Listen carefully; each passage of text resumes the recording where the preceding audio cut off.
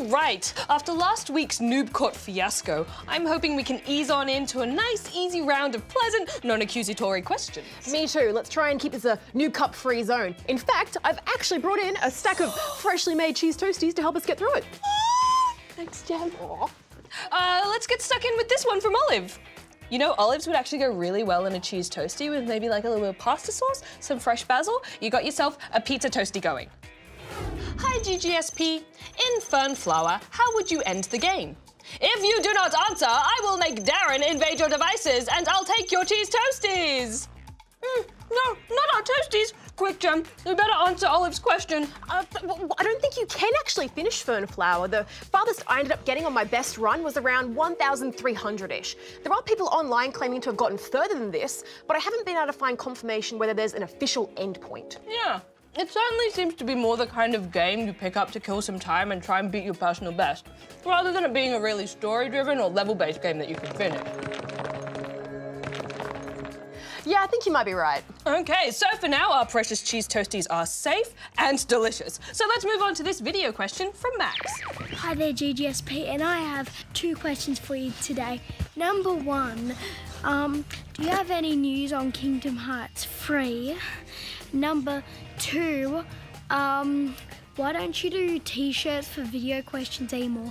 Bye. Thanks, Max. Well, to your first question about Kingdom Hearts 3 news, it sure has been a long time coming, but I dare say it seems like we may actually be getting closer to the actual release of the next installment of this popular RPG series. Indeed. Over the past few years, we've seen itty-bitty little crumbs of info in the form of teaser trailers and such. But more recently, some media outlets in the US were actually given the opportunity of some hands-on play with the game. The feedback has been generally positive, giving the impression that the game will be a true evolution. I guess that's to be expected, considering it's been in development for such a long time. Oh, absolutely. I'd sure hope it would be an evolution after more than a decade. We do know that the game will incorporate Disney and Pixar characters and include themed worlds from Monsters, Inc. and Toy Story, to name a few. It's also said to resolve the Dark Seeker storyline from the first game. Plus, didn't the game director Tetsuya Nomura say he hopes to announce the release date in June?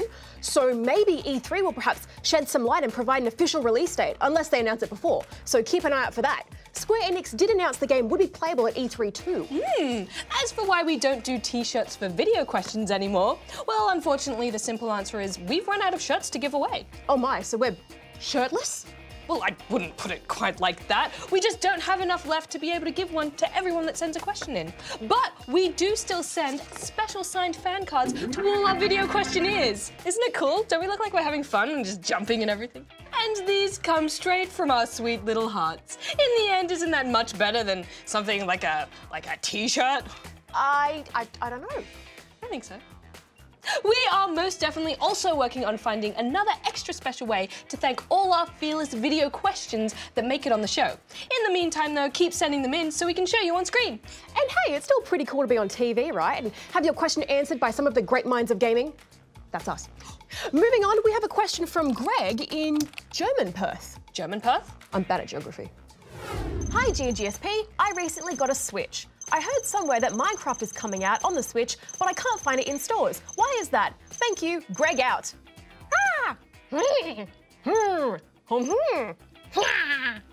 Thanks, Greg. In answer to your question about Minecraft coming out on Switch, well, a digital-only version of the game was made available via the Nintendo eShop as of May last year. However, the newer Bedrock Edition is now set to be coming out to the Switch in conjunction with the release of the physical version of the game on the 21st of June. Now, Rad, Greg says he's from German Perth. I've heard of French Perth. But of course. But German Perth, what's that like? Well, I've never been personally, but I assume lots of Lederhosen und Bratwurst und Sauerkraut. Wow, Perth is such an array of European culture. French Perth, German Perth. Is there an Italian Perth?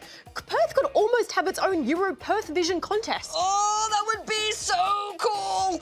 But I think we have time for one more question, and this is from Exposian in Exlation. Hi, GGSP. I like you and games. Would you know any good Goo Games or explosion games? Do these.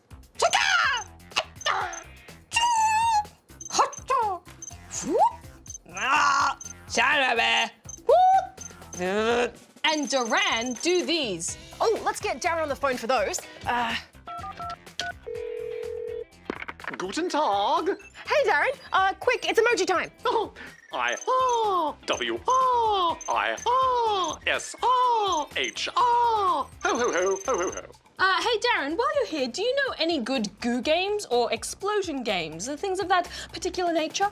Affirmative to all. I am quite the fan of amorphous blobs, you know. Who doesn't love a good viscous sludge?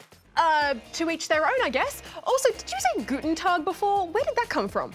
Oh, my region settings may have been set to German perf. But back to the question, goo and its goopy cousins like slime and putty are features of quite a number of good games. Some of my favourites include the physics puzzler World of Goo, which, as the name suggests, is a world of goo.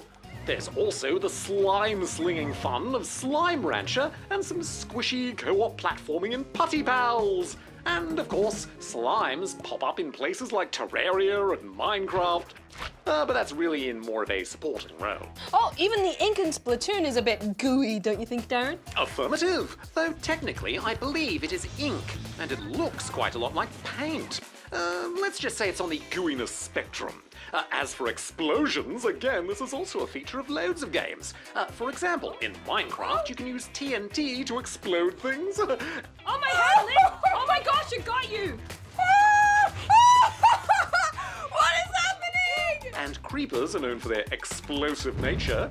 Also, in the classic game Lemmings, you can delegate some lemmings the specific task to explode. I also like the explosions in the Worms games. Exploding is a prominent feature of games like Splosion Man and Ms. Splosion Man, as their name suggests. Oh, thanks, Darren. Or should I say Dankeschön? Oh, auf Wiedersehen! Bye, Darren. I didn't know you spoke German Parthian. Neither did I. On that note, we're out of time. If you want to see your question on GGSP, why not record your face saying the question and send it through to us here. There's a lot to choose from if you're a Goo fan or a fan of explosions, isn't there? What about exploding goo? Oh, let's not go there. Goo there! Good one.